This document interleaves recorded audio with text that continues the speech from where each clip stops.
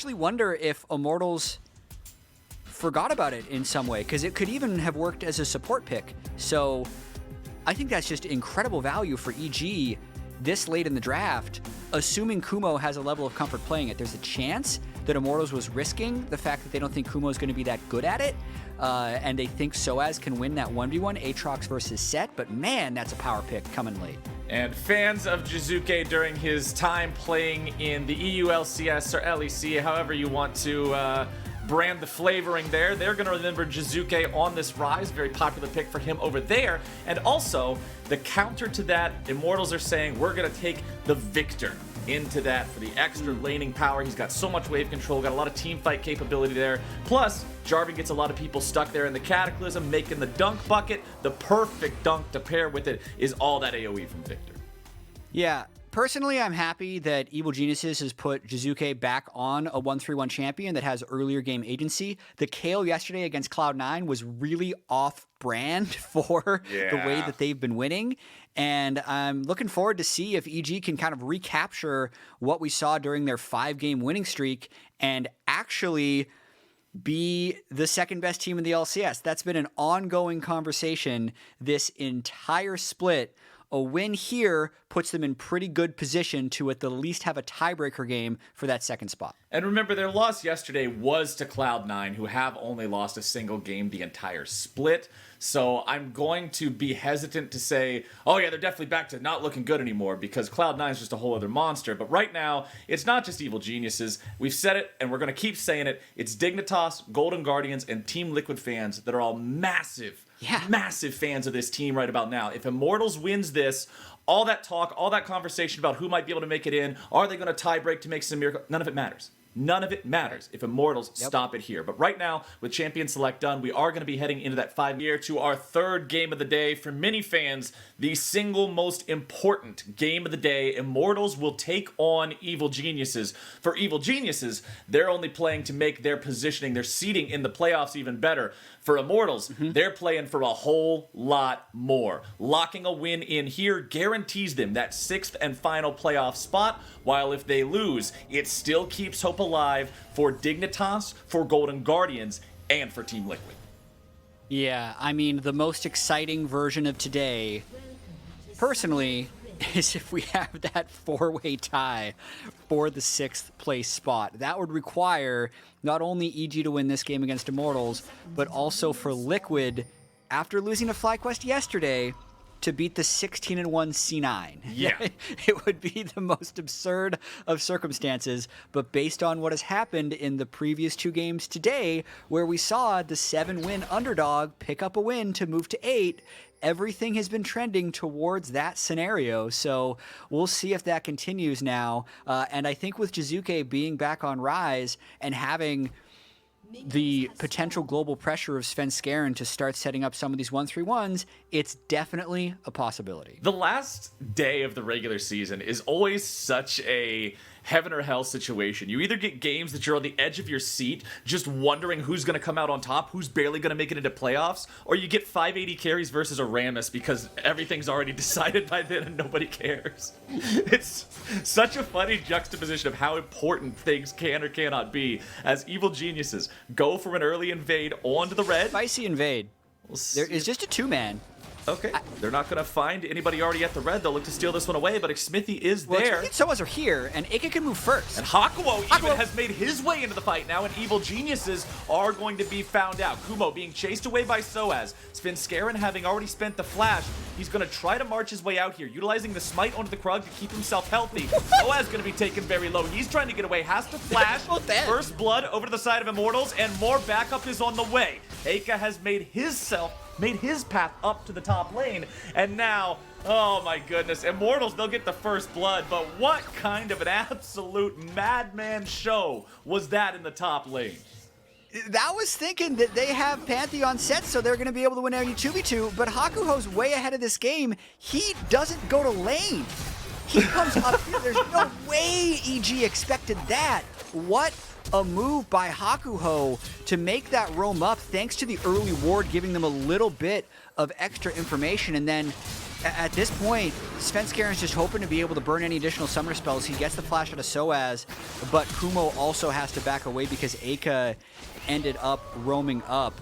The one small victory that EG can claim from all of these shenanigans is Jiizuke did get about half a wave extra for his Ryze. Everything else was a disaster. Right. First Blood plus assist money is worth 600 gold, and Immortals are not a full 600 gold ahead. It's closer to about 350 right now because of just the extra advantages both Jiizuke and Bang were able to get in their lanes because Immortals collapsed with more people. But it's still an Immortals win there early on. Yeah, and you can't underestimate the fact that Apollo was sitting alone in lane the whole time Hakuho was participating in that level 1. So definitely a big win for Immortals, but there were definite trade-offs to that happening. You're now summonerless on Hakuho, who just hit level 2, 3 minutes and 36 seconds into the game. You're flashless on your top lane Aatrox when Pantheon has such powerful gank, and you're losing push mid lane. So yes, great for Xmithie, but he's got to be able to pay this forward, as Svenskeren actually had a temporary level lead before jumping on him after Scuttle. And the jungle matchup is so interesting between these two teams because when you look at Xmithie and Svenskeren, these are some storied names in the history of the LCS. These are some guys that not only have a history of making it into playoffs, but making it into finals. I don't remember the exact date, but when was the last time a finals didn't contain one of these two players? I think it was quite a while. The 2015 Summer Finals was Xmithie winning on CLG. Every final since then has had at least one of them, which is ludicrous when you consider how much turnover there is in professional League of Legends to have basically a 5-year streak of these guys being finals junglers. Absolutely incredible performances from these two over their career, and so much is going to be riding on them to make this game happen too. You've got two immobile mid laners, you've got two top laners. I mean, Sett's more gankable than Aatrox is, but neither one of them is going to be flashing and dashing around like a Riven. Svenskeren has made his way up here into the top side. sOAZ will be forced to cancel his back, and now he's walking back, but Xmithie's made his way up here. Of course, Xmithie and sOAZ, they know that they can't really do a whole lot. Nice pathing there by Xmithie to try to throw Jiizuke up into the air and keep sOAZ alive, but it will not be enough, and EG bite back. I gotta hand it to EG, because we saw what happened at level 1. A lot of people would think that's just a full disaster, but EG did the count and said, okay, what did we lose? What did we gain? We gained the fact that the top laner is flashless, and we gained the fact that Jiizuke is going to have push mid. What do? We go dive the flashless top laner with our mid laner who has push mid. It's the perfect thing to do in this situation, and sOAZ didn't recognize it early enough, tried to back up, basically died near his second tier turret, and look at that, the gold's down to 200, and you got a kill on Jiizuke. And bottom side, Hakuho and Apollo aren't exactly in great shape in this 2v2 either. Hakuho taking a lot of damage there in the 2v2, meaning he has to fall back. Apollo gets a bit of damage on the back end with the piercing arrow, but Xmithie will now move up into enemy territory looking for Svenskeren. Look at the farm difference between these two. Xmithie with a nice steal means he's now level 5 against level 3. Svenskeren has sacrificed a lot of his own farm, playing mostly for the team right now instead of his own gain, and that means Xmithie has built a bit of a lead. It's a little baby Pantheon. Level 3 guy got his Braum stolen away. It's going to be hard for him to get back into this one. Like, just got a rattle instead of a spear. He doesn't even have a jungle item completed, let alone any AD. And I'm sorry, you actually don't catch up that much by just farming your jungle. So the road back is arduous for Svenskeren. He's going to have to basically make under-leveled ganks work if he wants to come back into this one. Again, I think everything in this game does have its own silver linings. He is up against a Jarvan who, at least with this team composition, will be the main frontliner, so I'm expecting Xmithie to go Cinderhulk. That's not exactly the Jarvan that takes over the game and starts solo killing you as an under-leveled Pantheon. So Svenskeren will probably be fine. It's just a pretty good job by Xmithie to take that first blood and make sure he at least opens up a bit of an experience advantage. Xmithie also having Conquer. Remember back in the days when Warrior Jarvan was more popular, you would often see Electrocute on it to make the ganks that much more explosive. So fully agree. Absolutely expecting the Cinderhulk, especially since Xmithie, has the Bomby Cinder in inventory. I doubt you just pick that up to rush it into a Sunfire Cape. But Svenskeren has made his way towards the bottom lane here. Zeyzal and Jiizuke also coming in. Everywhere, man. It's a dog pile onto the bottom lane of Immortals. Flash away there from Apollo gives Hakuho a target to dash to, and that means both Immortals bottom laners are able to stay safe, and EG's attempts are thwarted. Yeah, that was a little bit misexecuted as far as I could tell. It looked like the turret went immediately on Jiizuke based on the Realm Warp. I think if Svenskeren positioned himself differently for the teleport, he could have taken turret aggro and then used his E to tank it with his temporary directional invulnerability. So, bit of a misfire there. I think they actually could have gotten a kill if they played it better. Kumo and sOAZ getting into a 1v1 here into the top side. Haymaker Shield has already been used for Kumo, so sOAZ recognizes the opportunity to try to trade back a little bit here onto Sett before that's available once more. Xmithie, again, using his advantage in the jungle to build advantages for the team, means an early Cloud Drake secured for Immortals. All right, so still not too much broken open in the early game. The first Drake, well, it's definitely good for Xmithie to pick up. It kind of just extends the level of the jungle difference so far in this game. Like, you can see it's almost double CS. It's definitely Drake. And now, I think the question will be, can EG control anything in this Rift Herald area? Actually, that's not the question. Here comes Kumo. He's got ult. Apollo has no flash. The question for okay, EG goodbye. is how many kills are they going to get bottom lane? The answer is 1 onto the AD carry. Apollo punished there. Kumo utilizing the TP well to take advantage of that positioning. Immortals will now use this chance with the enemy top laner to gone to go for the Rift Herald. Jiizuke has made his way up into the top side of the river just to grab the plant for now. Xmithie and sOAZ nearby means Jiizuke cannot contest this 1 versus 2, and that's another objective secured for Immortals.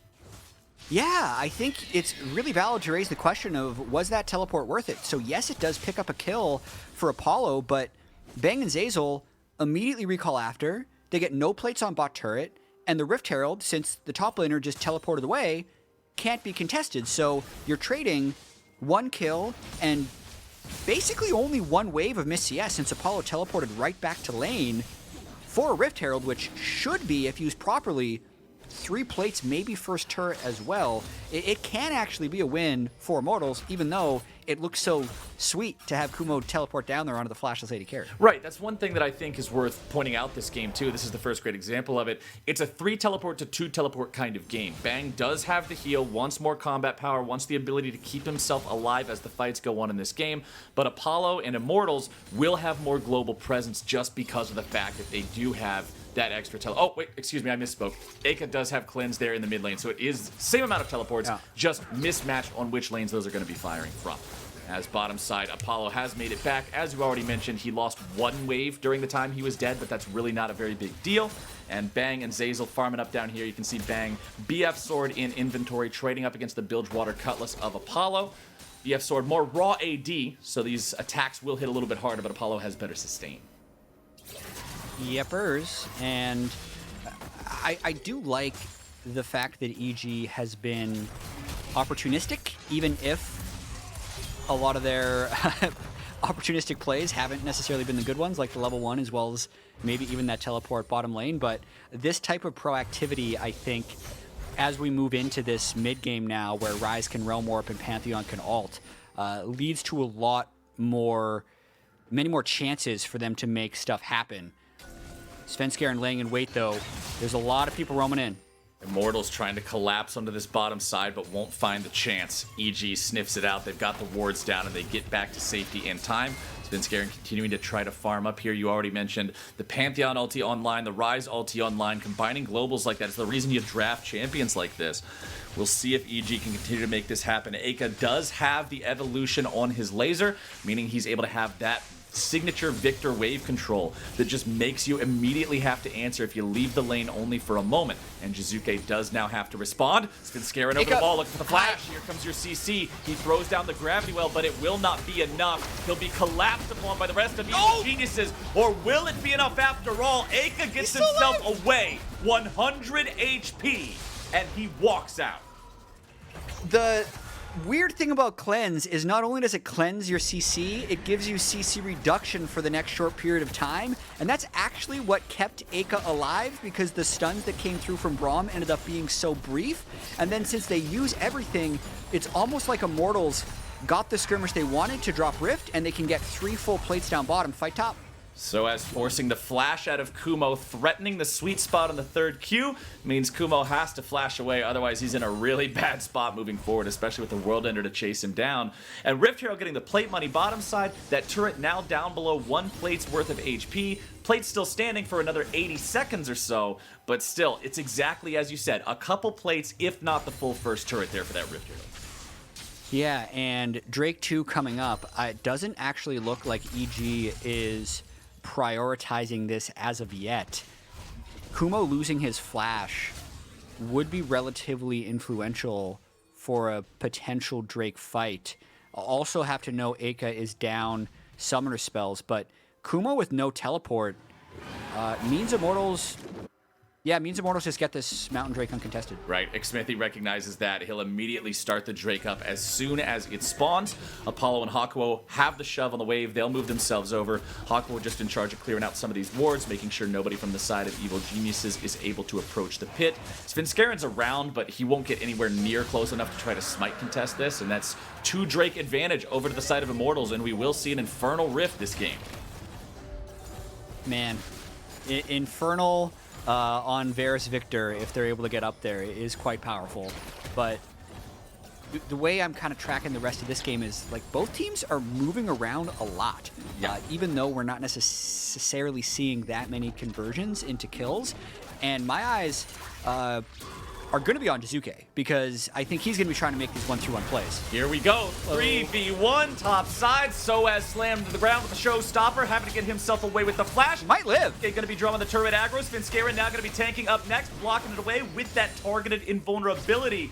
It was almost sketchy there for a moment, but they juggle the aggro properly, and they get the dive at the top side. The consequence, bottom lane tier 1 turret taken by Immortals. Eika and Xmithie going to find themselves engaged on here in the mid lane by Zeyzal and Bang. Eika's eating a lot of damage here. The stun goes through. Xmithie's able to find the knock up in the air. Bang going to be forced to flash away. Zeyzal still looking to find the kill shot onto Eika here, as Zeyzal now has to try to hobble out. The laser goes through. That is a very poor stopwatch that won't do much of anything except buy him 2 seconds before we sent home in a body bag. Oh man, so much to unpack there. We'll start with the mid lane. That was ambitious by Bang and Zeyzal. Like, it's a level 9 Aphelios and a level 8 Braum against a level 11 and goodbye, Xmithie. Oh, just sticking around a little bit too long. See you later, my friend. The best laid plans can come crashing down just randomly at the end. Xmithie completely thought after they outplayed that 2v2 in mid lane that they'd be fine, but really the kill going back over to Ryze just makes it the worst case scenario, because if Jiizuke gets going too much in this game, it will be an EG victory. Really quick, touch on that top lane dive as well. Expect much more of that this game. I think sOAZ needs to build pretty defensively, because I think they're going to be trying to crash 2 and 3 people to him frequently this game. I mean, when you've got an enemy team that has the ability to use those semi-globals and attack what's going to be the lone member of the team, often that is the Aatrox. Considering, I mentioned earlier, the Viktor has no teleport this time around. Varus isn't a champion that should ever be really on his own to begin with. You've only got one option for the guy that should really be setting up shop in these side lanes. You can see Eika moving down to clear out this wave right now, but in terms of a world where he's constantly pushing up and being alone, I don't see that being the consistent thing here for Immortals, so fully agree. sOAZ is going to have a target on his back for a long time. And we got ourselves a game. For those people just tuning in now, wondering what's happening today, this game doesn't mean absolutely everything, but it means close to a lot. Yeah, so if Immortals win, that means TL can't make playoffs, Dig can't make playoffs, and Golden Guardians can't make playoffs. If EG wins, that means we have at least a 3-way tie for 6th between Immortals, Dignitas, and Golden Guardians, and it could be a 4-way tie for 6th with an Immortals loss and a TL win in Game 4. So that's not even all of the implications that we're talking about. It's just the ones we're going to be focusing on, because even in an EG win, we're going to have 3 tiebreaker games at the end of the day to determine seeding within the top 6, but lots of stuff yet to be decided. So many things going on. Honestly, I don't even know how a 4-way tiebreaker plays out. I literally don't. Is it a tournament? Like, I'm really not sure. So, it is resolved more quickly than just being this round robin thing. There are rules on the LOL eSports website that determine how the four-way tie is seeded. I haven't checked them recently, but I've checked them in the past, so I'm going to stop myself now from saying something incorrect. If you do want to check, you can check the rule set on lolesports.com within the NALCS, or rather the LCS. All right, you guys can go do that are curious at home. Right now, getting back into the game here, you can see Immortals going for their second Rift Herald of this matchup, and that is another one in their pockets. They've secured every neutral objective thus far. First Rift Herald was pretty important in knocking down some early plates, getting them that first turret down there in bottom side. We'll see what else they can find here with this second one. Bottom lane tier 1 under pressure now. EG looking to tie up that turret count. They want to give the solo gold to Jiizuke. You already said this Ryze, his carry potential is going to be instrumental in the win here for Evil Geniuses. And they'll put more money in his pocket. Yeah, he is getting going, and he is the biggest problem that Immortals have to deal with this game. But even while he was pushing out that lane, Kumo is getting the wave going in top, and this time he actually has teleport. So this isn't going to be the Drake that I expect EG to give over. The fight itself, we also need to track Jiizuke, because he's a flashless Ryze right now. In fact, both carry threats of EG, Bang and Jiizuke, are flashless, so Xmithie's engage, and the way that's layered by Immortals is so important, even though EG's the one who's to go first. Eika caught out here, going to be initiated on by Svenskeren as the fight also breaks out over to the left here in the blue side jungle. Kumo going to be tanking up there at the start as Eika's able to disengage in the bottom lane. Now the Cataclysm comes down, Xmithie tanking these guys up as Evil Geniuses are still grouped up as 5. Realm Warp going to come in here. Hakuho going to be caught out, slammed up, brought down, almost not quite, but Xmithie is caught and punished. Bang, grabbing the kill, and that is a 1-0 for Evil Geniuses. And the jungler's down, so Svenskeren can't get out-smoked at this Infernal Drake, and that is actually what just makes Immortals decide they can't contest this whatsoever. Again, it's EG who make the proactive play. Throughout that whole fight, it was Immortals just reacting to what EG was trying to do. Flash, cleansing away in the top side. Xmithie actually defensively cataclysming to just try and trap the chase. And it's another big win for EG. EG pulling ahead here as we nearly approach that 20-minute mark. sOAZ just tried to use the Umbral Dash over the wall, but didn't quite get over the wall like he wanted. Now he's going to find Jiizuke, who instantly chunks him for half his HP, just Ryze things, and then walks away. Man, getting some information on if we get the four-way tiebreaker. We're so far away from this place, but basically how it works, it's TL, Dig, Golden Guardians, Immortals. In seeding order, this is what I just got from a producer. It says TL plays Immortals, Dig plays Golden Guardians, and the winners play for 6th place. So they get ranked. So it is a tournament. It is a tournament. It's a 3-game tournament that is seeded based off of previous results of some kind. But yeah, that's how it would work if we end up getting that four-way tie. We'll look forward to that if and only if Immortals lose this game here. Their fate still entirely under their own control. All they have to do is win this game against Evil Geniuses. They lock that 6th spot. It is theirs, and no one else can take it from them. They'll summon the Rift Herald up here in the top lane. They'll look to shove down this remaining tier 1 turret, sOAZ trying to trade aggressively into Kumo here to allow Shelly to do her thing, but won't be able to get the job done. And that means the turret still stands. The gold only 500 apart between these two squads. Immortals, they've got the Rakan, they've got the Jarvan, they have these initiation tools, but EG has to be grouped up, has to be in a spot where Immortals can use them, and so far, it's been EG just being so much better about utilizing those semi-globals to make things happen.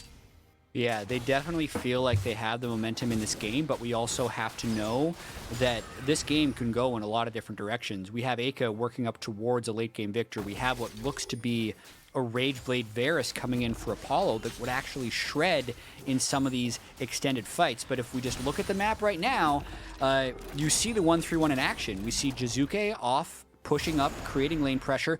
No one on Immortals can actually match him in a 1v1. So they kind of have to let him get push unless they're crashing the whole team, or they have to try and find an engage on the rest of EG. So they're sending multiple people over here, and they can't even stop him from getting the blue buff. So Jiizuke is starting to get a little out of control. Jiizuke is in charge in the bottom half of the map right now.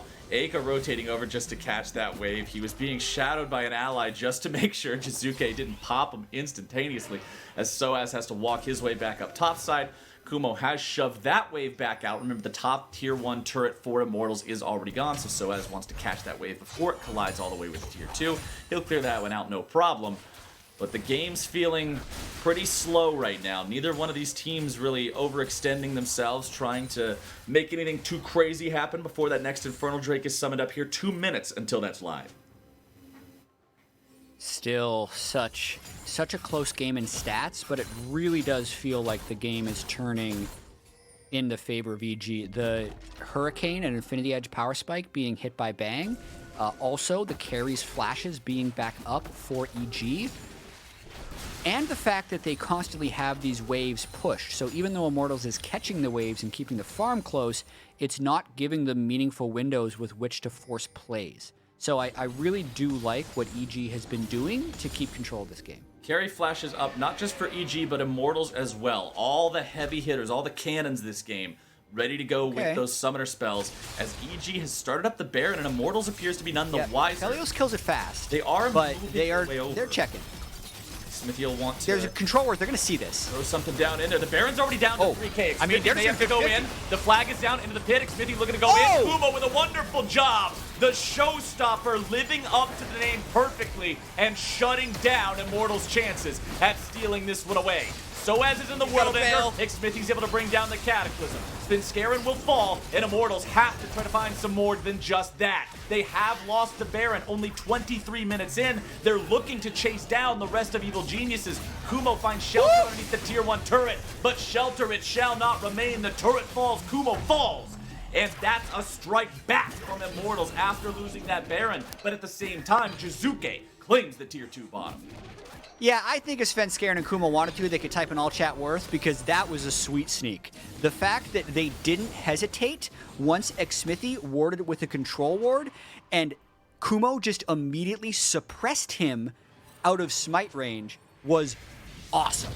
From now on, though, the game is going to stay pretty quick. Kumo's up in 10 seconds. Svenskeren has ult. Immortals would like to secure this Infernal Drake, but if they don't get good positioning and Jiizuke pops off in the fight, 3 people still have Baron on EG, and they could wreak havoc. He's going back to finish his item. I think he's going to get a Spellbinder, and I think he's coming right back to fight. Jiizuke returning to the fight with the teleport. Immortals have the Drake down to 2,000. Svenskeren's in the pit, and he's able to steal it away. Svenskeren with the smite is MVP from Summer. Immortals now trapped up in the pit. The AoE is going to come in massive, and the health bars are being shredded. Jiizuke on a killing spree. Eika gets a shutdown on the Bang, but Immortals will be eviscerated in this fight. Oh my god, that was just the dream for Jiizuke. You finish your death cap, 300 CS, 25-minute Ryze, and oh, by the way, here's the enemy team trapped in the Drake pit. Oh, they didn't get the Drake either, so now you're double Infernal Ryze. Oh my god, that was just amazing from EG and Jiizuke. And now, after getting the near ace, they can just continue to accrue gold with these outer turrets. Jiizuke putting those carry pants on today. 4-0 and 4 on the Ryze, making things happen, supplying the damage. 307 farm at 25 minutes. Disgusting stuff. Yeah, so they actually caught him on a ward for the last bit of his recall, so they said, okay guys, we have to go fast, but he immediately goes back, buys death cap, has the hate, so him and Kumo come into the flank, and Immortals, they were trying to move in because they knew that they were getting flanked from behind to buy just enough time to get in. Kumo does a bunch of work there with his Haymaker, while the spell fluxes are just bouncing all around EG. I'd have to watch that fight a few times in slow motion to see all the damage that Jiizuke actually did, but my current estimates is a lot. I think that's a pretty safe bet, my friend. Immortals now down 4,000 gold. The Drakes are tied up. The Baron has worn off from Evil Geniuses. Immortals trying to hold on in this one, stop this EG snowball from getting greater and greater, but Jiizuke is working on the Hourglass, so the opportunity to ever punish this hyper carry for Evil Geniuses is diminishing as time marches forward. Immortals with control over the Scuttle Crab, I guess that's one very, very small victory, but considering no neutral objectives are even available, it won't do a whole lot. Yeah, and it was also really important, just want to give a bit of kudos to Svenskeren and the rest of EG for getting the last two, what were kind of 50-50 type scenarios. The Baron, where they had the coordination to suppress the enemy jungler outside of the Baron pit, so Svenskeren could secure that. And I think in that last one, just straight up Svenskeren getting the better smite on Xmithie, who is one of the best smite stealers I've ever seen. So really clutch there by Svenskeren and EG to get these objectives and move closer to this victory. Zeyzal caught out by the Infernal Chains. Immortals looking for a chance to go in. Apollo misses the Chains of Corruption. Pretty big team fight ulti down now. EG looking for a chance to punish. Jiizuke rotating over from the bottom side. He's already got this wave just shoved up to the turret. He never takes a break. 337. In the 2 minutes that I mentioned his farm the last time, he got another 35.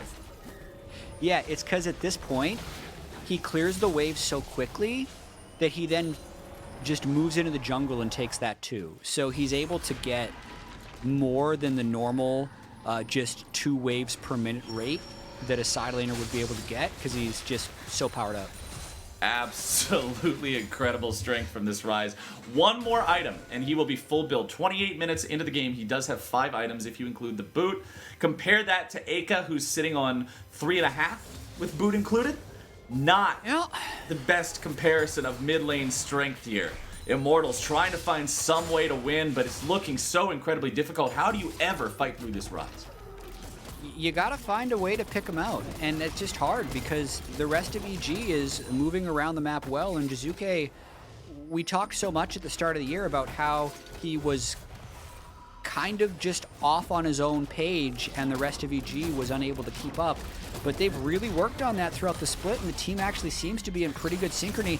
When he's top, like if Immortals isn't going to send 2 or 3 people for him, they gotta fight.